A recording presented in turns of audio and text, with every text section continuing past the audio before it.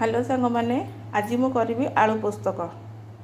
आलू पोस्तक पाइंका आलू एमती छोट छोट कि सरू सरू कि एमती काटिदेपाइंका मुझे अधिका पोस्त खंडे छोट पियाज रसुण गोटे एडिकी खंडे अदा 3टा 4टा कंचा लंका गोटे तेजपत्र बाटिकी रखी आ मसलाटा को आपड़ जमा चिकण करेंगे टे दरदर बटा रखी करेईटा को ततई देकी तेल पकईदे तेल पकई देकी ये सोरिष और शुखिला लंका रखी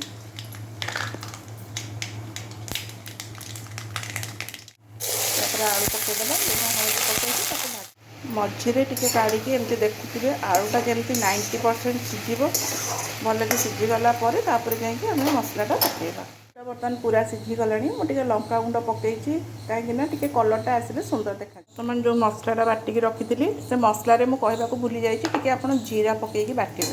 बर्तमान से मसलाटी को मु आलू उपर पकईबी आलू उपर पकईकी भल कि 5 मिनट एपट सेपट करवा जमी मसलार गंधटा पड़ेब। पोस्तकटा आमर रेडी हो गला। पोस्तक मुझे आउ थे कही रखुची पोस्तक टे अधिका टे अल्प जीरा